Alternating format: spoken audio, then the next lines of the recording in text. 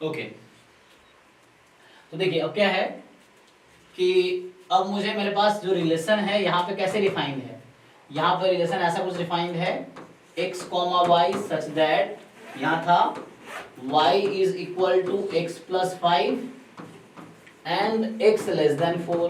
तो ये आपको क्वेश्चन में ऐसा रिलेशन डिफाइन किया गया है। अब पहले तो इसको कन्वर्ट करो रोस्टर फॉर्म में, तो बताओ इसको रोस्टर फॉर्म में कन्वर्ट करते हैं। आज एग्जाम्पल बाद स्टॉप कर देते हैं ना, फिर अगली क्लास में आएंगे। हाँ, तो मेरी भी 10 बजे दूसरी क्लास है तो भी देखना है। तो अभी बताओ इसको मेरे रोस्टर फॉर्म में कन्वर्ट करते हैं। y इक्वल टू 6x होगा। 6x क्यों होगा? एक मिनट, यहाँ क्या लिखा हुआ है y बराबर x प्लस 5, तो 6x कैसे हो जाएगा? 6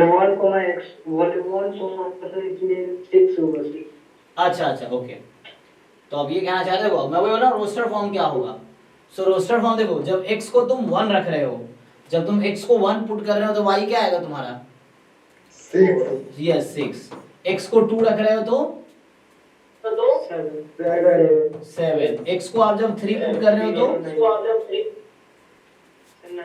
8। 3 प्लस 5 8। अच्छा, x को 4 रख सकते हैं क्या? यस अरे कैसे रख सकते हैं, यहाँ क्या लिखा हुआ है? नहीं रख सकते, वहां दिया हुआ है x 4 से कम होना चाहिए, है ना। इसने कहा 4 यहाँ इक्वल लगा हुआ तब रख सकते हैं, अदरवाइज नहीं रख सकते। इक्वल नहीं लगा हुआ है तो x को तुम 4 रख ही नहीं सकते। सो यहीं पे ये रिलेशन इतना ही होगा। तो ये रहा सेपरेटर फॉर्म, ये रहा रोस्टर फॉर्म। अब बताओ तुम चेक करके, क्या ये रिफ्लेक्सिव है? No sir. Simple No, sir. Reason तुम लिख लेना, 1 1 नहीं है इसीलिए, तो नॉट रिफ्लेक्सिव। सिमेट्रिक है? No sir. Not symmetric. Transitive है? No sir. No sir. क्यों ट्रांजिटिव नहीं है? सर कोई भी कॉमन नहीं है। तो उसने कहा कॉमन नहीं है तो ट्रांजिटिव नहीं होगा। डेफिनेशन क्या कह रहा है कि ए बी से रिलेटेड है, बी सी से रिलेटेड, ये तुमने मान लिया, ये तुम्हें मिल रहा है। तब अगर तुम ए सी रिलेटेड नहीं होगा तब ट्रांजिटिव नहीं होगा। इसने ऐसा थोड़ी कहा कि ए बी बी सी नहीं है तो ट्रांजिटिव नहीं है, कहाँ लिखा है ऐसा? डेफिनेशन क्या है, मैं फिर से रिपीट करता हूँ क्योंकि ये क्रूशियल है। यहाँ 90% बच्चे गलती करते हैं। ये ट्रांजिटिव है, ठीक है। अब कैसे है ये बताता हूँ तुम्हें मैं। सो उसने कहा था तुम्हें कि ए बी रिलेटेड है, बी सी रिलेटेड है, तो अगर ए सी रिलेटेड होगा for all such pairs then transitive है, अगर ए सी रिलेटेड नहीं है तो ट्रांजिटिव नहीं है, ऐसा डेफिनेशन कह रहा है। अब तुम ए बी और बी सी ही ढूंढ नहीं पा रहे हो, तो तुमने मैथमेटिकल लॉजिक तुम्हारे एनसीईआरटी में चैप्टर नंबर 14 है, वहां तुम देखोगे कि जब P इंप्लाइज Q स्टेटमेंट होता है और अगर P तुम्हारा फॉल्स स्टेटमेंट है तो उस केस में Q चाहे ट्रू हो या फॉल्स हो, पूरा स्टेटमेंट ट्रू माना जाएगा। मैथमेटिकल लॉजिक 14 चैप्टर है तुम्हारा, ठीक है। सो वहां यही जानना है कि पूरा स्टेटमेंट है ये P इंप्लाइज Q, ये P स्टेटमेंट है, Q है। अगर P फॉल्स है तो Q ट्रू हो या फॉल्स हो, पूरा स्टेटमेंट ट्रू होगा। सो एनीवे, कहने का मेरा मतलब ये है यहाँ पे कि जब तुम ए बी और बी सी ही ढूंढ नहीं पा रहे हो, so how will you claim that A C उसमें नहीं है? गलत प्रूफ करने के लिए एक एग्जांपल तुम्हें देना पड़ता है। क्या तुम इसको गलत प्रूफ कर पाओगे इस डेफिनेशन से? तो अगर गलत नहीं प्रूफ कर पाओगे तो ये सही है, ठीक है। इसका लॉजिक ये हुआ कि अगर तुम नहीं दिखा सकते कि मतलब अगर मैं दिखा देता ए बी है बी सी है तो मैं दिखाता ए सी नहीं है, तो ये काफी होता कहने के लिए ट्रांजिटिव नहीं है।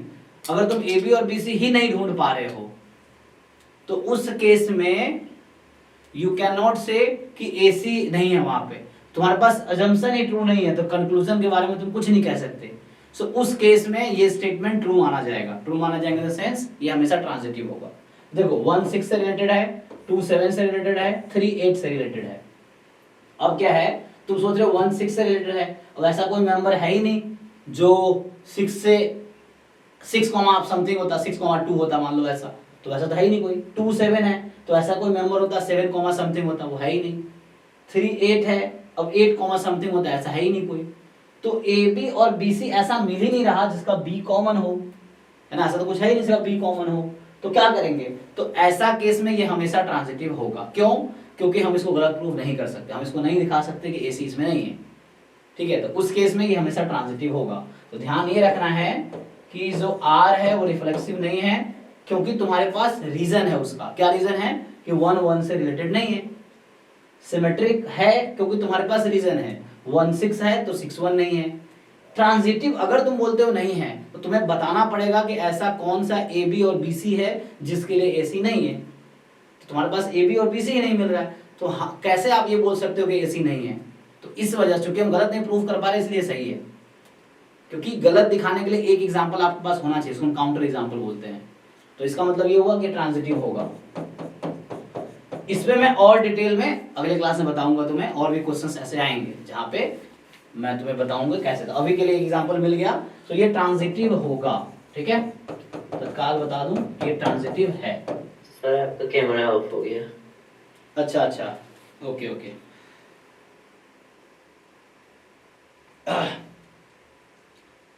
सो अभी के लिए ऐसा है। ऑडियो तो आ रहा है ना?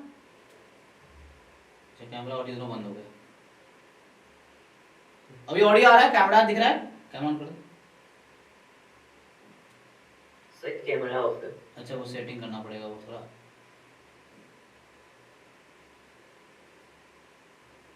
हाँ, वो सिस्टम में सेटिंग में गड़बड़ हो जाता है। यस सर हाँ, क्लियर। ठीक है, ओके। तो आज तक हमने अभी क्या किया, मैंने इसमें आपको एनसीईआरटी के पहले तो डेफिनेशन सारे लिखा दिए, रिफ्लेक्सिव, सिमेट्रिक, ट्रांजिटिव, इक्विवेलेंस। उस पे 2-3 एग्जांपल मैंने कराए, फिर 2 एग्जांपल अभी एनसीईआरटी के, पहला क्वेश्चन के 2 पार्ट। अब आपसे ये रिक्वेस्ट करूंगा कि आप एक बार एग्जांपल्स देखो 1.1 एक्सरसाइज से पहले जो है, और 1.1 एक्सरसाइज ट्राई करो। अगले क्लास में मैं 1.1 ही कराऊंगा। अब क्या क्लास होगी? बुधवार को, वेडनेसडे। सो वेडनेसडे को मैं इसके आगे कंटिन्यू करूंगा। तो आप जब तक ट्राई करोगे, जब तक आप नहीं करोगे आप सीखोगे नहीं। मैं कितना भी करा दूंगा, एग्जाम में आपसे क्वेश्चन तभी होगा जब घर पे आप पेन चलाओगे, घर पे आप सॉल्व करोगे, अदरवाइज कुछ नहीं होगा। समझ आपको आ जाएगा लेकिन एग्जाम में नहीं कर पाओगे। हाँ, इसको लाइव को एंड कर दें, ठीक है ना? डिसमिस आएगा, अभी डिसमिस कर दो, डिसमिस। सो ठीक है, कुछ समझ आया? आप कहना क्या चाह रहा हूँ कि आपको मेहनत करना पड़ेगा। तो आप एनसीईआरटी के एग्जाम्पल सॉल्व करो 1.1 के पहले, 1.1 एक्सरसाइज ट्राई करो, फिर अगले क्लास में क्वेश्चंस डिस्कस करते हैं आगे। तो आज के लिए इतना ही रखता हूँ, ठीक है? Thank you and good night. Thank you sir. Thank you sir. अच्छा, अब इस रिकॉर्डिंग को वो करना पड़ेगा।